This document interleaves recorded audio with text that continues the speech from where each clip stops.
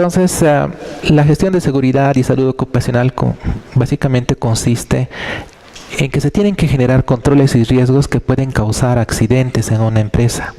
El modelo a seguir sigue en esencia el ciclo de Deming: planificar, hacer, verificar y actuar. Plan, do, act, check. ¿Sí?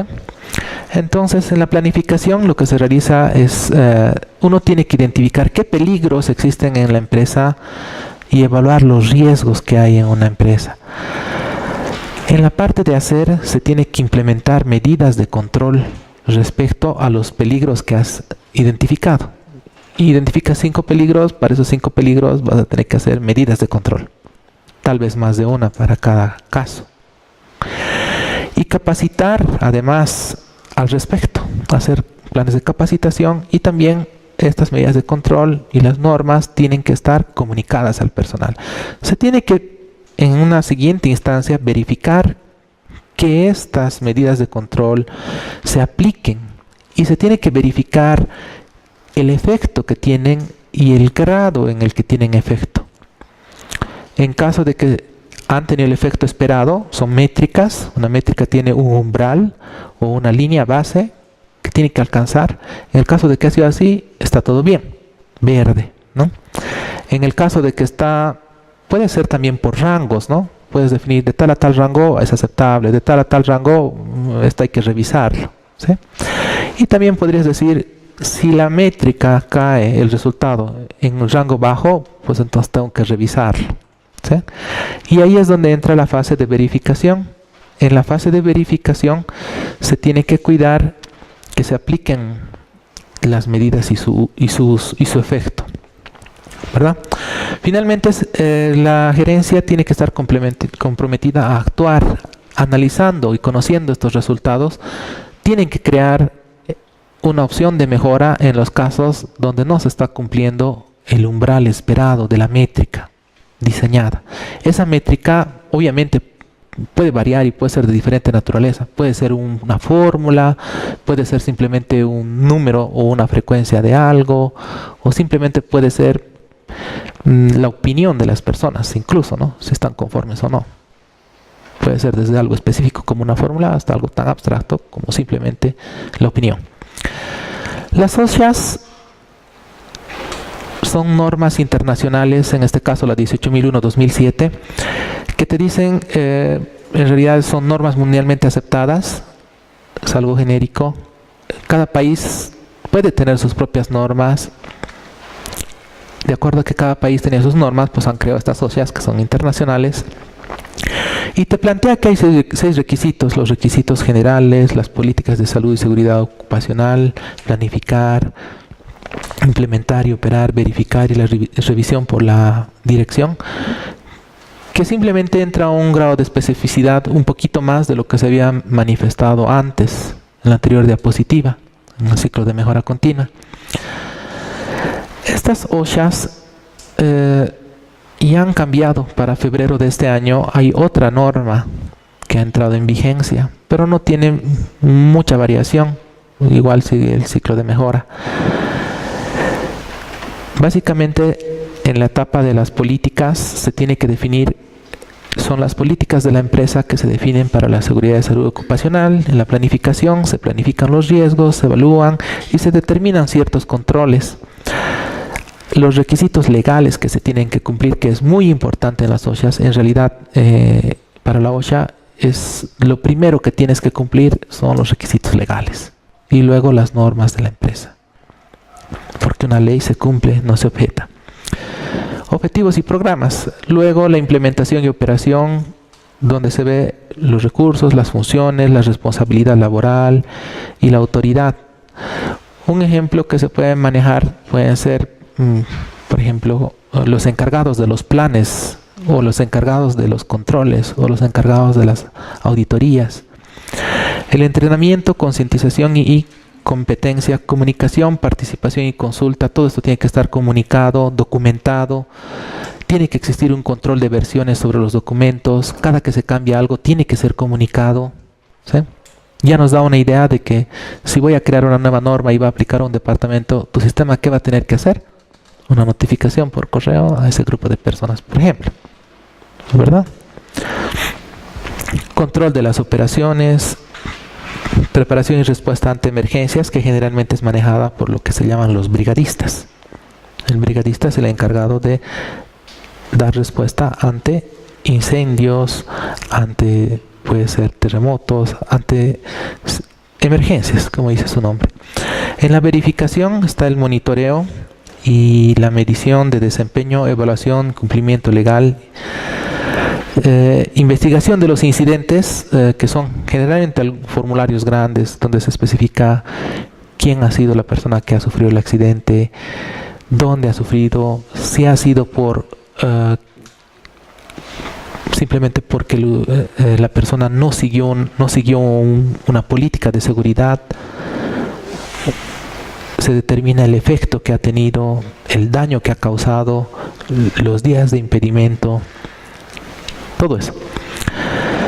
También existen las auditorías internas, que las evalúan las mismas personas dentro de la empresa, ¿sí? Eso sirve para verificar que estas políticas se están cumpliendo, ¿sí? Básicamente es como un checklist, es como cuando nosotros entregamos un producto y nos dicen, a ver, esta es la definición de bueno, y si cumple 5 cosas, está bien, ¿no? Entonces, solo verifican, se cumple, no se cumple, se cumple, no se cumple. A veces el grado en que se cumple también. Y la revisión por parte de la dirección, que tiene que estar comprometida para generar la oportunidad de mejora, ¿no? Ese sería el ciclo de mejora continua. Los que plantean las OSHAs nos decía los requisitos generales. ¿Qué son los requisitos generales? Esos requisitos generales tienen que ver con establecer, implementar, mantener y mejorar continuamente el sistema de acuerdo con la norma, ¿sí? Eso es lo que te dice como requisito general. Las políticas de seguridad y salud ocupacional consisten en que la gerencia debe definir, autorizar y difundir la política de seguridad y salud ocupacional para prevenir lesiones y enfermedades. En todo momento, la preocupación es que el empleado o el trabajador goce de las condiciones suficientes en cuestión de seguridad. Y cumplir con los requerimientos legales, que les había mencionado que es un punto muy importante de las OSHAs, y además una revisión periódica, y que todo esto, todas estas políticas tienen que estar documentadas, ¿verdad? ¿Sí? Para la parte de planificación se refiere a que tiene que haber una evaluación en el área de trabajo para identificar los controles que son necesarios. Tú defines, voy a determinar de repente estos 3 controles para reducir un riesgo. Entonces ves todos los riesgos que pueden ocurrir. Eso varía de acuerdo a cada empresa, sin importar incluso de que sea la empresa constructora A y B. Pueden haber diferentes riesgos, porque su manera de hacer las operaciones puede ser muy diferente, y entonces eso se entra en un detalle de especificidad, ¿sí? En esto de planificar entra lo que es el entrenamiento y concientización, que son donde tú tienes que entrenar y concientizar a los trabajadores y decirles, este es un procedimiento seguro, y los riesgos de los puestos de trabajo que existen, ¿no? Contratas a alguien, le dices, este es tu puesto de trabajo, y le dices, mira, hay todos estos riesgos y tenemos todas estas políticas, estos son los procedimientos, estos son los cuidados que tienes que tener, ¿sí? Obviamente no todos los puestos tienen gran cantidad de riesgos, ¿no? Habrá algunos que no tienen incluso, o que tienen muy poco, y algunos que tienen mucho. La comunicación se refiere, digamos, de manera interna con todo el personal de la empresa, y externamente también tendrías que avisar de tus políticas a por ejemplo, a tus proveedores, a los contratistas, a otra gente externa que interactúa contigo. Imagínate que viene un camión, no sé, de arena o de piedrilla, y no está protegido, ni siquiera tiene la carpa encima que evita que se caiga el producto, y en un área que es transitada por las personas, cuando el camión se va, derrama, digamos esto. Entonces, ¿qué puede suceder? Puede suceder un accidente, Entonces tú tienes que comunicarle y decirle, mira, la política de seguridad, si tú quieres entrar, ingresar a esta área, estas son las cosas que tienes que cumplir. ¿Está bien? Documentación, la política, los objetivos, su alcance, los procedimientos mismos de trabajo, los registros, revisiones y actualizaciones, todo eso tiene que estar documentado. Tiene que haber control de documentos, por quién ha sido aprobado, cuándo ha sido actualizado. Exactamente tendrías que poder saber qué parte han actualizado. Podemos hablar de un control de versiones o revisiones. ¿Sí? Si sucede un accidente y entramos en una demanda legal, de repente alguien puede decir, no, esto no estaba dentro de las políticas, o no estaba dentro de las recomendaciones para ejecutar este trabajo o este procedimiento. Cuando me han contratado y hasta el día que ha sucedido el accidente nadie me ha dicho nada, y de repente se le pueda decir, mira, ha habido esta capacitación y tú has firmado en esta hoja que se te ha comunicado y te ha llegado este email y tú has respondido que sí lo has leído, ¿no? Entonces son mecanismos, digamos, que te pueden ayudar a verificar que algo ha sucedido de alguna manera determinada, que es muy importante, ¿sí? Pero si nadie sabe nada de eso, ¿qué haces? No hay ninguna prueba, no hay ningún argumento valedero, más que simplemente la palabra, y eso no es suficiente. Bueno, cuando hablamos de lo que es el control operacional, nos referimos a qué controles van a haber y sus riesgos, gestión de cambios en las operaciones. Se puede determinar que algunas operaciones se pueden realizar de una mejor manera o de una manera más segura, ¿sí? En lugar de que, por ejemplo, imagínense, ¿no? En lugar de que tú conectes, imaginemos que estoy agarrando este equipo y que este equipo es bastante caro, imaginemos, y que agarro la toma de la corriente y lo conecto directamente a una toma, pero cuando ya está enchufado al equipo. ¿Será que eso es lo más adecuado? No, ¿no ve? ¿Sí? Entonces hay procedimientos, ¿verdad? De repente te dirá, primero enchufas y luego recién conectas al equipo, o algún procedimiento que tú haces. De repente te pueden decir, esto lo tienes que hacer de esta manera, es adecuado. De repente algo tan sencillo como subir el ascensor, si no dice cuántas personas suben, se pueden meter 10 cuando tal vez la capacidad es simplemente de 5. ¿Sí? Sí, hay varios ejemplos que se pueden considerar. Nosotros no tenemos que concentrarnos en todos los casos posibles, sino en un par de ejemplos nada más y registrarlo. La parte de implementación y operación se refiere, una de las cosas que se hace son las auditorías internas, ya lo hemos hablado. Y los otros pasos también son obvios, ¿no? Verificar las métricas y controles. Hemos visto que pueden, en qué medida pueden tener esas métricas, niveles o umbrales de cumplimiento, que incluso se pueden considerar como un semáforo, ¿no? Malo, preocupante y bueno o aceptable, ¿no? O puede haber más rangos incluso. O simplemente puede ser un número frío, ¿no? Arriba de esto está bien. O puede ser una opinión. Y la revisión por la dirección también se ha mencionado. Aquí yo lo que quiero ahora es, hasta este punto se supone que todos nosotros ahora entendemos más o menos de lo que se trata de una mejor manera que inicialmente tenían en mente muchos de repente. ¿De qué se trata un sistema de seguridad y salud ocupacional? Que no es muy complejo, no lo es. Ahora les voy a dar algunos ejemplitos. Por ejemplo, para la parte que nosotros vamos a trabajar de registrar a las personas, los trabajos y puestos, algo básico de un sistema de seguridad industrial es un manual de funciones, ¿sí? En el manual de funciones, lo interesante es que te dice cómo se llama el puesto. Los puestos tienen una característica que además menciona cuál es su nivel organizacional, ¿sí? O sea, cada puesto tiene un nivel organizacional y varios puestos, ojo, ¿no ve? Y estoy hablando de relaciones un poco, varios puestos pueden tener el mismo nivel organizacional, ¿sí? También existe el proceso al que está centrado, ¿no? Por ejemplo, aquí en este caso el gerente general es un proceso de gestión gerencial.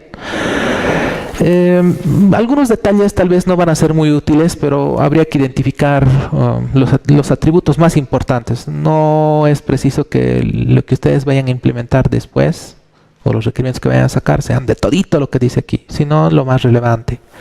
Solo son ejemplos que les van a dar muchas ideas, y de esas muchas ideas ustedes van a rescatar lo más importante. Todo puesto tiene su superior jerárquico, ¿sí? ¿Quién es a cargo de quién estás, o a quién respondes, o quién es responsable de vos? ¿Sí? Un dato calculable es el número de cargos que existen, o que lo puedes calcular o lo puedes tener precalculado, ¿sí? Los cargos en dependencia directa, ¿quiénes son? En otras palabras, ¿quiénes están arriba y quiénes están abajo? ¿De quiénes dependo y quiénes dependen de mí? El nivel de educación que tiene que tener la función o el cargo al que estás optando puede variar. Algunos de repente pueden requerir muy poco, otros pueden requerir mucho más. La formación que tienes que tener específica, ¿no? Las habilidades, incluso las habilidades puede ser medido también por rangos, bajo, medio, alto, o sea, criterios, ¿sí? Pueden haber habilidades gerenciales, manejos de conflictos. Estos simplemente, ¿qué son? No importa el nombre que tengan, al momento de diseñar un sistema simplemente son un tipo de habilidad. Ahora, ¿qué nombrecito tiene? Tú me puedes dar hoy día uno, y si mañana me das 100 más, no importa, igual lo puedo registrar. ¿Se dan cuenta? ¿Sí? ¿O estoy equivocado? ¿Está bien, no? Bueno, la experiencia también lo mismo. Un poquito, digamos, es un dato, de repente tal vez a veces es relevante. Puede ser la experiencia un requisito, de repente, para el cargo. Y pueden haber otros requisitos más, ¿no? Simplemente eso es una presentación que he encontrado lo suficientemente exquisita. Las funciones que tiene que realizar. Imagínense que sucede un accidente, ¿sí? El accidentado es el portero, ¿está bien? Ha sufrido un accidente porque le ha atropellado una movilidad. ¿Pero cómo? Si el portero generalmente está dentro, imaginemos. Es que estaba haciendo algo que no estaba dentro de sus funciones. Y me dice, no, es que le estaba ayudando a una persona que ha llegado, qué sé yo, estaban descargando material y he ido a ayudar. ¿Y tú qué le podrías decir? A ver, ¿eso está dentro de tus funciones? No. ¿Verdad? O si de repente dices, no, sí, eso sí estaba dentro de sus funciones, entonces dirás, pucha, digamos, entonces tenemos que ser responsables de esto, ¿verdad? Dependiendo de eso. Cuando alguien hace algo que no es debido, es algo malo, ¿no? No es bueno, no es algo esperado. Hay más cosas, ¿no? O sea, puede haber una lista de responsabilidades donde se puede poner es responsable de qué cosas y la autoridad que tiene, ¿no? La autoridad que tiene pueden ser diferentes autoridades o varias o un listado. Ejemplos, nada más. Aquí hay otro ejemplo más que, por ejemplo, a ver, tiene por ejemplo un código. Eso es algo importante, ¿no? Todo cargo general tendría que tener un código. Entre las cosas diferentes, por ejemplo, aquí también maneja la descripción de las funciones esenciales y también dice conocimientos básicos esenciales que tiene que tener, ¿no? Los conocimientos y las competencias o las habilidades son cosas diferentes, por si acaso. En más detalle al respecto de cada una, en el momento adecuado, ustedes tendrán que investigar en qué es diferente una competencia, un conocimiento y una habilidad, ¿sí? Y qué es necesario o qué no es necesario registrar. No por el hecho de que esté aquí significa que esté correcto. Solamente son ideas, son flashes que son transmitidos hasta el pensamiento de cada uno de ustedes. Los requisitos de formación académica también repite lo mismo y aquí lo desglota en formación académica como tal y experiencia misma en el rubro, ¿no? ¿Sí? Las mejoras que se realizan en en un sistema de recursos humanos, porque esto tiene mucho que ver con un sistema de recursos humanos, serían básicamente el proceso de selección. El proceso de selección es propio de un sistema de recursos humanos, donde en este caso tendrías que verificar algo que es importante para un sistema de seguridad y salud ocupacional, es ver si las personas que estás contratando son aptas física y mentalmente para el cargo. ¿Sí? Si tiene las competencias laborales requeridas y la capacitación y desarrollo de acuerdo al cargo. No todos necesitan la misma capacitación, varía de acuerdo al cargo. ¿Por qué? Porque cada cargo tiene diferentes funciones o diferentes necesidades, diferentes cosas que tiene que hacer. La organización del trabajo, identificar enfermedades ocupacionales, ¿no? O sea, en los diferentes cargos de trabajo, ¿qué enfermedades potencialmente pueden llegar a desarrollarse? ¿Sí? Y los equipos seguros. Comunicación institucional son generalmente, digamos, las comunicaciones internas o los memorándums que se extienden, ¿no? ¿Sí? En los memorándums hay de dos tipos, ¿no? De felicitación, y hay memorándums donde llamas la atención por algo que no ha sucedido de acuerdo a lo que se esperaba, ¿no? ¿Sí? Si un control se cumple, de repente puedes sacar un mecanismo de un memorándum de felicitación. Si algo no se cumple, llamarás la atención a alguna persona con un memorándum. Y el autocontrol, programar inspecciones y analizar resultados, ¿no? O sea, cada cierto tiempo, ciertos controles o ciertas inspecciones tendrían que ejecutarse. De repente dirás, tienes 3 inspecciones, muy básico, ¿no? Imaginemos que recién hemos empezado el primer día, solo hay 3 inspecciones que realizar, o 3 auditorías. Hemos pensado en 3 auditorías y decimos, la primera auditoría es cada semana, la segunda auditoría no es suficiente con que sea de manera anual, y la tercera auditoría de repente se tiene que realizar por una única vez. Entonces tienen niveles de frecuencia o de recurrencia diferentes. ¿Está claro? Ese también es otro concepto que tenemos que considerar para nuestro sistema. ¿Sí? Aquí hay un gráfico para que se entienda un poquito de los accidentes. Hay diferentes figuras o técnicas de proporcionalidad de accidentes. Esta es una más que hay, y te dice, ¿no? Por un accidente grave o mortal, o sea, empieza en la cúspide de la pirámide, se producen 10 accidentes con lesiones de baja temporal, o sea, algunos días no puedes ir al trabajo. Y cuando tienes una baja temporal, esos días sí o sí te pagan. ¿Sí? Cuando tú vas al seguro médico y si te tienen una baja, pues esos días te van a pagar porque estás recuperando, no es algo involuntario. Así es, o así debería ser.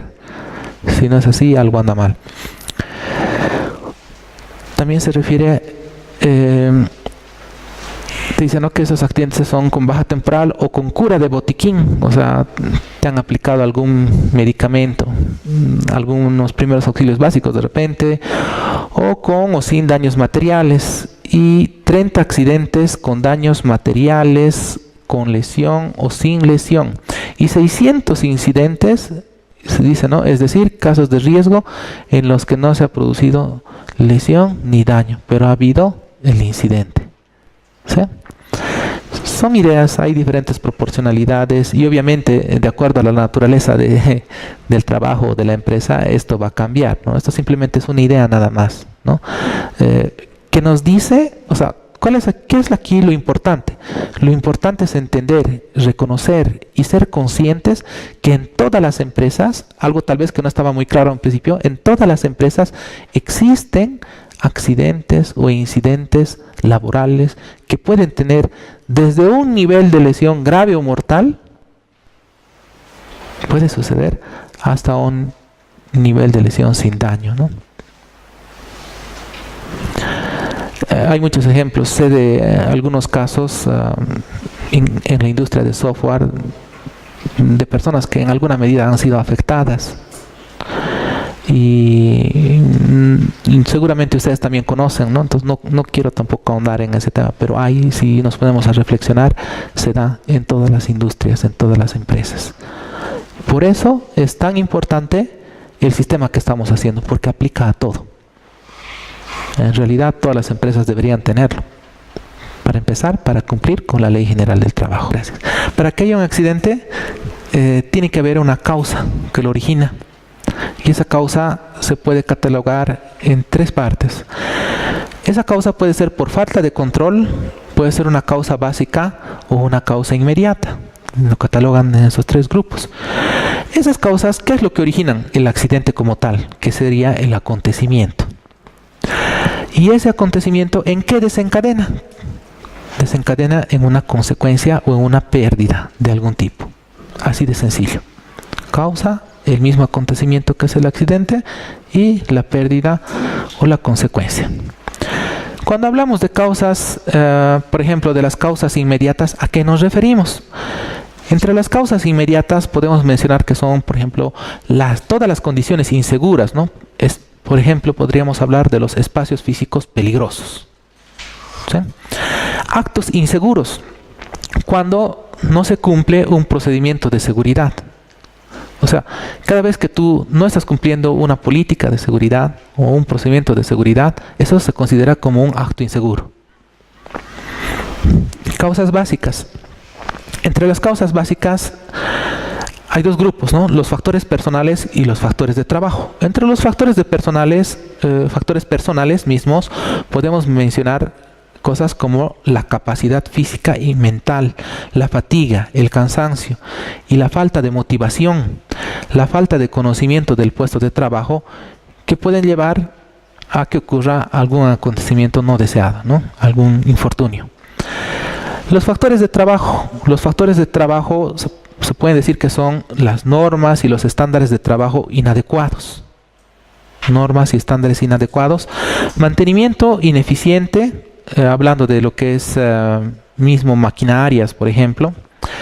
Diseño de puestos de trabajo inadecuados. ¿Sí?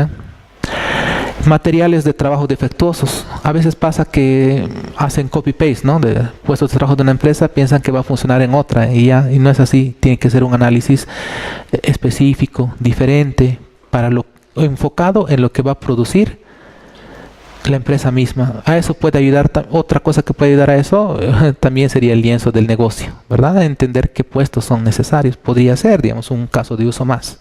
Pueden haber muchos casos de uso. Y cuando hablamos de la falta de control, nos referimos en la falta. Cuando digo falta, quiere decir carencia o cero, no hay. O inadecuado. Cuando digo inadecuado, quiere decir hay en algún grado, pero no es lo suficiente. Falta o inadecuado sistema de gestión y estándares y su cumplimiento mismo. Entonces, si el sistema de gestión no es adecuado, no van a haber políticas adecuadas. Si los estándares no son adecuados, pues también pueden desencadenar en que ocurran, digamos, estos incidentes. Aquí les voy a dar una idea, o sea, que nos va a servir para el justificativo de el por qué se realizan los sistemas de seguridad industrial, aparte del objetivo principal, que es el bienestar del personal de la empresa. ¿Sí? El objetivo principal es el bienestar de las personas, la seguridad y salud ocupacional. Ese es el objetivo principal. Pero aparte de eso, hay muchos costos, digamos, en los que se pueden incurrir por culpa de los accidentes. Lo que pasa es que la mayoría de estos costos en las empresas no se los registra o no se los toma en cuenta. ¿Sí? Entonces, por ejemplo, pueden existir costos por lesión y enfermedad. ¿Por qué? Porque si alguien se lesiona o si alguien se enferma, entonces uno, digamos, de repente puede hacer que yo necesite cubrir cierta parte del gasto médico. 2, puede ser que todos esos días que va a estar con impedimento físico o baja, yo necesite un personal adicional para cubrir las funciones que la otra persona realizaba. Hay más cosas, ¿no? Los gastos por daño a la propiedad sin asegurar, para la propiedad sin asegurar nos referimos, por ejemplo, a los edificios, o sea, edificaciones donde funciona la empresa, el equipo y herramientas mismas, aquellas que sean valiosas, producto o material que podría perderse por algún motivo, ¿sí? Interrupción y retrasos por producción también me van a involucrar gastos. Si yo de repente tengo que entregar una obra o una edificación para enero del año siguiente y en lugar de eso lo entrego 5 meses después, si hay un buen contrato, seguramente está especificado o estipulado alguna penalización por tiempo de retraso.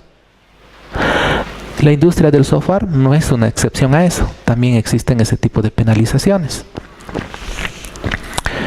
¿Qué más tenemos?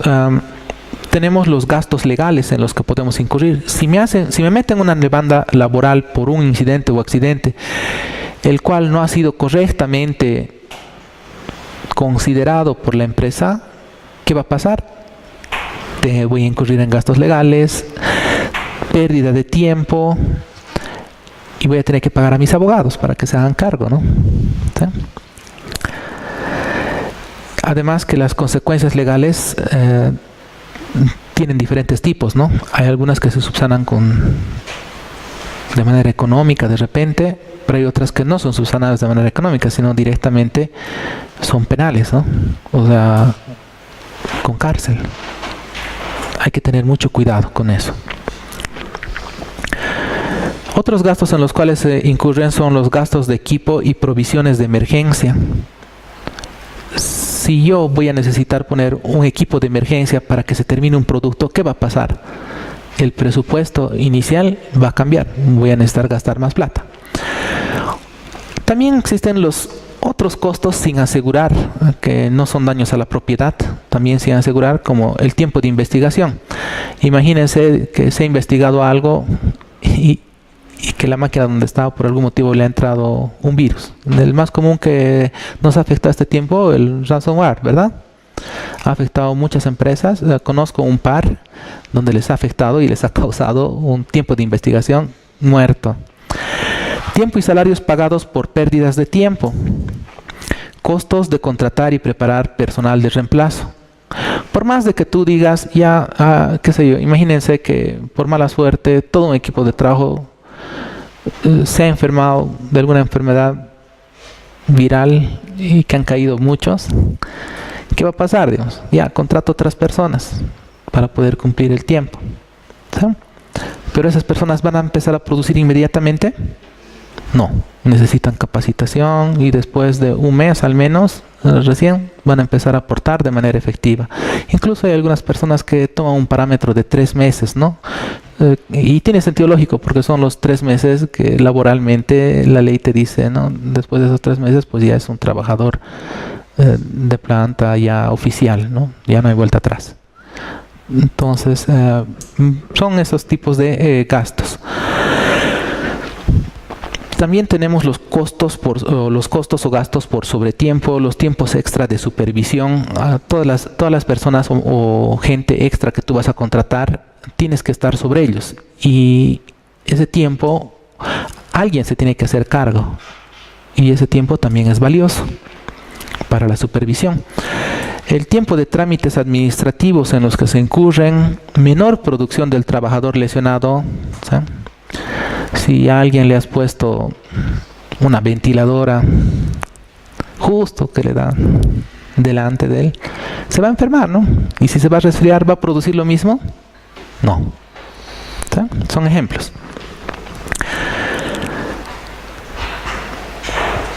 También tenemos lo que sería la pérdida de prestigio y la posibilidad de hacer negocios. En determinadas circunstancias, imagínense que el arquitecto de la empresa constructora, el que se lo sabía todo, el genio que hacía que suceda la magia, por algún motivo se lesiona. Y eso va a desencadenar en pérdidas de tiempo y retraso y en penalizaciones, o incluso podría derivar en algún momento en que después de determinadas medidas correctivas de sanciones se disuelva el contrato, porque hay cláusulas de disolución de contrato. Y si se disuelve ese contrato, ¿qué va a pasar? Entonces va a ser un antecedente malo, ¿no? Van a decir la empresa constructora tal ha fallado y mejor no hagas negocios con ellos porque casi siempre fallan, ¿no? O puede sucederte y tú lo que buscas es algo que tenga prestigio y la garantía de que te van a cumplir en un tiempo determinado para cosas grandes, ¿no? ¿Sí? Entonces, en todos esos costos se pueden incluir. ¿Cómo determinar ese costo o pérdida? Es bastante difícil. Es un costo de oportunidad. Los costos de oportunidad son un poco difícil de estimarlos, o sea, no saltan a la vista. No es igual que el costo por pagar a personal extra, ¿sabes? ¿No? Si tú vas a pagar a $1,000 a 5 personas, pues son $5,000 al mes, listo. Pero un costo de oportunidad, una pérdida de prestigio, la pérdida o costo es difícil de calcular y normalmente es muy grande, es un daño muy grave que puede afectar a la empresa, algo muy, muy, muy grave. Normalmente, las personas que se dedican a la seguridad y salud ocupacional lo que hacen es esta matriz que les presento aquí, es un ejemplito, ¿sí? Es una matriz que se llama IPERC, a veces simplemente IPER o alguna variación. Este es un poco más completo porque sus siglas vienen de los títulos, ¿no? Identificación del peligro, evaluación de riesgo y control. Eso quiere decir IPERC, ¿sí?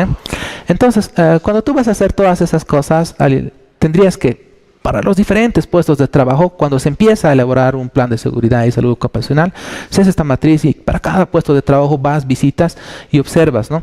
¿Qué peligros pueden suceder? Y esos peligros los apuntas, ¿no? Aquí hay una idea, te dice, por ejemplo, vas a poner el equipo, la actividad, un ejemplito dice, ¿no? La zona de alimentación de la materia prima, por ejemplo, la condición, el piso con polvo y semillas resbaloso. Entonces, eso es un peligro, ¿sí? Eso es un peligro que se detecta en un puesto de trabajo y te dice, ¿no? Si ese peligro es... aparte de decirte el peligro, te dice el riesgo. El riesgo sería, ¿qué va a suceder? Que trabajar sobre ese piso... puede ser, digamos, peligroso, ¿no? Alguien puede resbalar. Las consecuencias pueden ser, si alguien resbala, golpes, contusiones, traumatismo, ¿sí? Cuando se habla de traumatismo significa lesiones en los huesos, ¿no? Generalmente, ¿no? Generalmente, alguna fractura, algún esguince, no sé, alguna lesión de ese tipo. Y se evalúa, ¿no? Son puntuaciones, estas son fórmulas, no vamos a nosotros a entrar en ese detalle. Si alguien lo hace, mucho mejor, ¿sí? No me voy a oponer. Pero para lo que vamos a nosotros necesitar, sería suficiente con identificar los peligros y asumir que alguien le va a poner un valor. O sea, que alguna persona que es experto va a hacer el cálculo y va a meter el numerito del valor.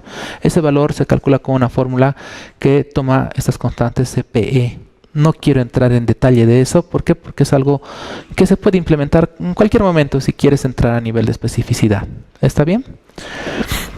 Entonces, todos los peligros tienen un valor y esos valores muchas veces salen de tablas o índices y hay muchos conceptos, hay muchas personas que tienen diferentes propuestas incluso para hacer ese cálculo. Es un número al final que sale de una fórmula.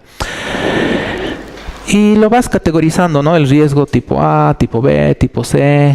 Vas haciendo una pequeña descripción y dices, bueno, yo voy a querer plantear un cierto nivel de control. Por ejemplo, quisiera eliminar este riesgo, quisiera sustituirlo, ese tipo de cosas, ¿no? Y entonces, en una primera instancia identificas el peligro, evalúas el riesgo con una puntuación y lo puedes catalogar o categorizar de algún tipo. O sea, todo riesgo evaluado tiene una puntuación, eso es importante. La fórmula tal vez no es relevante para nosotros, no nos interesa, para este diplomado no nos interesa. Y puedes hacer un catálogo, ¿no? Decir, cada riesgo puede tener una categoría y definir esas categorías, ¿no? Son catálogos que se hacen nada más. Bueno, y los controles... básicamente te dice, por ejemplo, en este ejemplo, colocar un captador de polvo y sistema de captación de material, por ejemplo. ¿Para qué? Para que no haya ese polvo disperso, ¿no? O sea, es un control que tú vas a hacer para eliminar o sustituir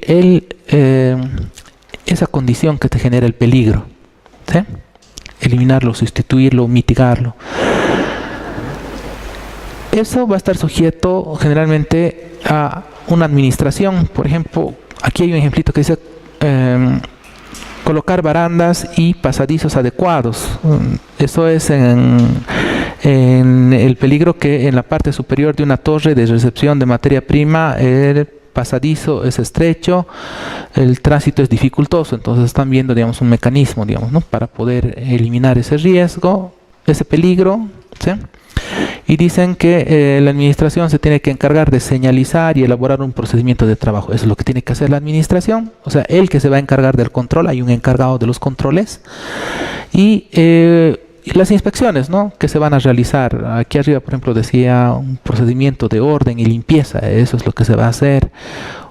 Básicamente, simplemente tendrías que elaborar un formulario, en otras palabras, yo lo entiendo así, ¿no?, un formulario, tal manera que se pueda registrar tuplas con este tipo de información, que en la mayoría de los casos son texto simple, común y corriente, ¿sí?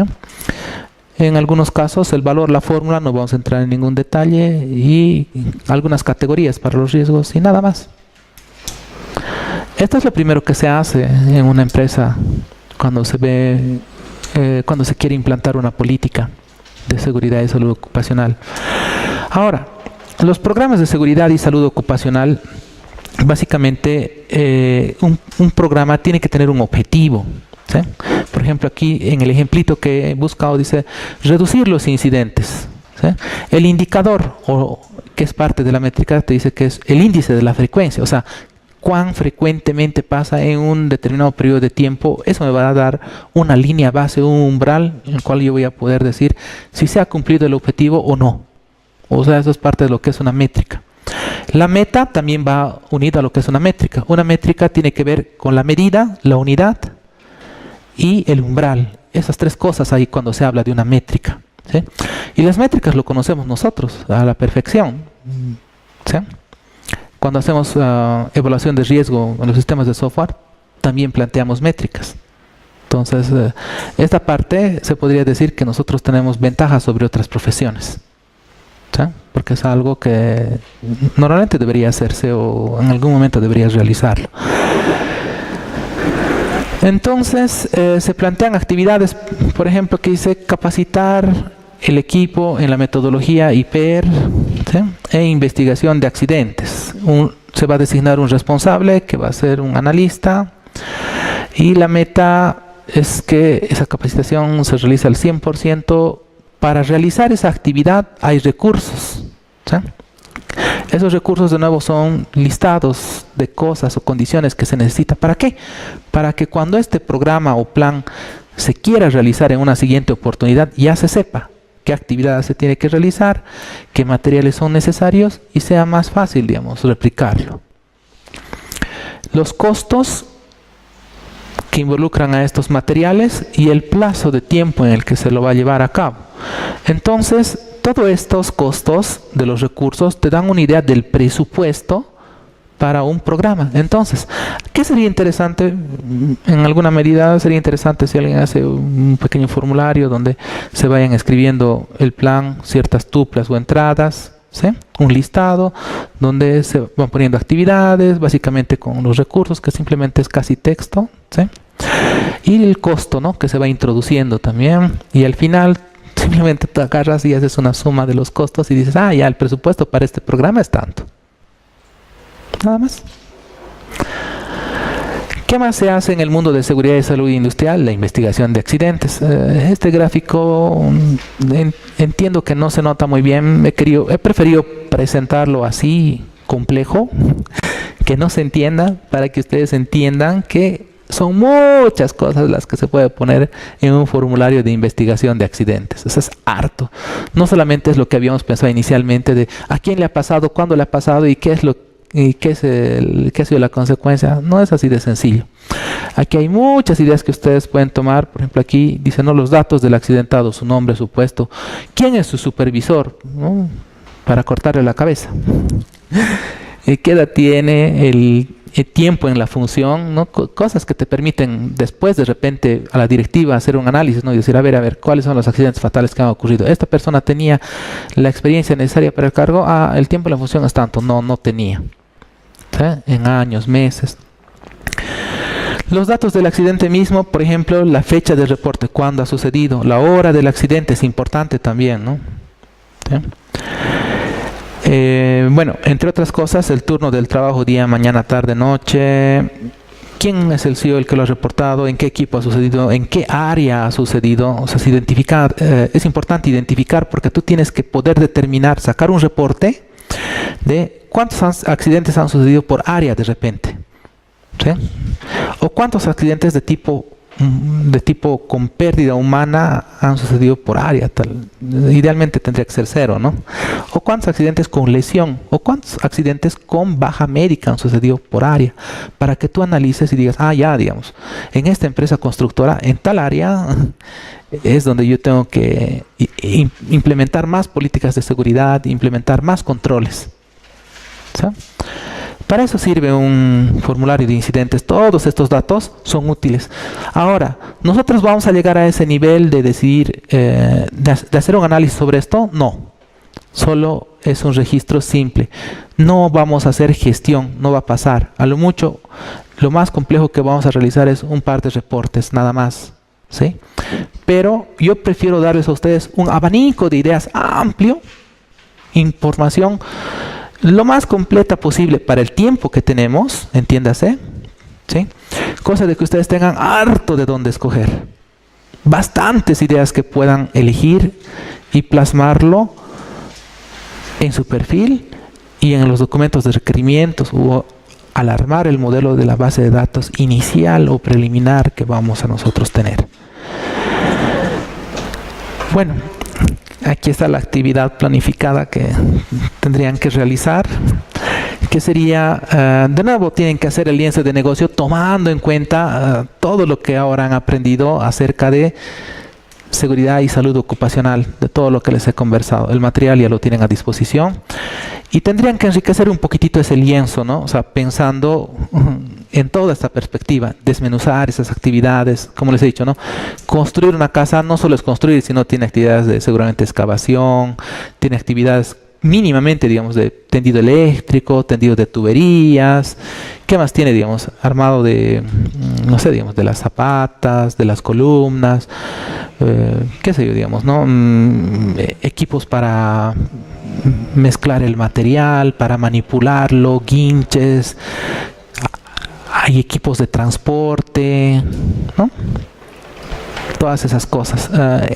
Pero todo el tiempo el análisis que ustedes hagan puede ser lo suficientemente completo del lienzo del negocio, pero donde nosotros vamos a delimitar nuestro rango de acción no es en el lienzo. No lo maten a su lienzo con pocas ideas, sino es cuando definamos los objetivos y digamos el alcance de mi proyecto va a ser esto. El resto no lo voy a realizar, ¿sí? No se pretende de ninguna manera que ningún proyecto académico, porque es académico, ¿sí?, que una sola persona termine un producto completo, que sabemos que muchos de aquí tienen tal vez mucha experiencia y saben que un producto no se termina en una semana, ni en un mes, ni en 6 meses, a veces ni en un año, sino que hay productos que toman 2, incluso 3 años, u otros que están en constante evolución y mantenimiento, ¿no? Entonces hay que afrontar la realidad, ¿no? Y decir, yo he hecho el análisis completo y lo que yo propongo es esto, ¿sí? Entonces en esa línea yo les voy a pedir que el tiempo que queda vamos a hacer una pausa para que ustedes puedan hacer alguna pregunta más al respecto de lo que se ha hablado y trabajen directamente en su lienzo.